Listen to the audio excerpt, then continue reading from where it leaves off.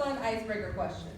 Since this year marks the 25th anniversary of the Phantom Menace, can you tell us the 25th anniversary of the Phantom Menace? Yeah!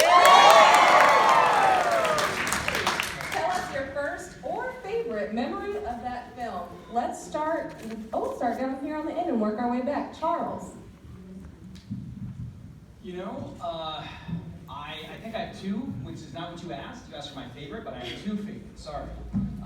One is, I was one of those people who stood in line for like 8 hours to buy tickets for some of those first showings. And I remember I was reading a book in line. I just like bought a hardcover book and I just read, it was Wizard and Glass by Stephen King. I don't know if you know that book. Yeah. And I just like, it's like 700 pages and I read the whole book standing in line. And that was great. I went and saw it with my dad and my older brother. It was a big deal for us. But then the other one that was really cool was that I saw it again recently when it was re-released this May, I think. And I went with my wife and daughter, and Rosie had seen it. Rosemary's my daughter, and she had seen it on like whatever, streaming. But she had never seen it in the theater, and she was cracking up. She's like, "This movie's so good. Why do people like, and the thing that she thought was the best, no joke, Jar Jar Binks. Yeah! That was really cool. I think it's, we're reclaiming Jar Jar. It's great. Let's see. So many things that I loved about it that I would say, hands down, everything Darth Maul. Yeah.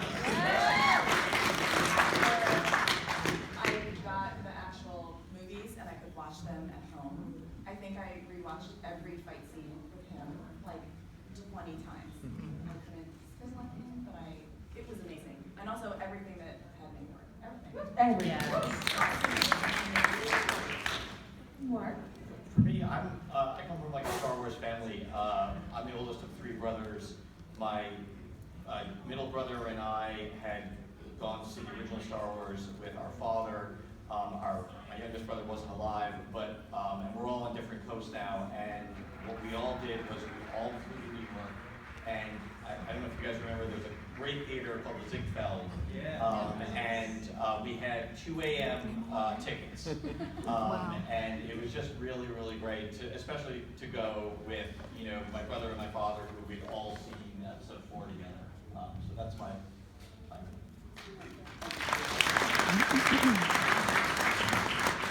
Hello. I think for me it's just because it's the first Star Wars movie I got to see in the theater. The whole thing, I'm gonna cheat and say that. But specifically, I was just so enamored with Padme's storyline and being able to see her in all the different costumes and the reveal, that she was undercover on Tatooine with them. That was just so beautiful for me to be able to see her. Woo! I think that there were two things that I really like the pod race. I thought that felt more like Star Wars, and it's in the sense that I totally surrendered. I was totally in the movie. I wasn't sitting in the theater anymore. I was watching. The other thing would be the fight between Darth Maul and Qui-Gon. Liam Neeson was a good fight. That was some excellent choreography.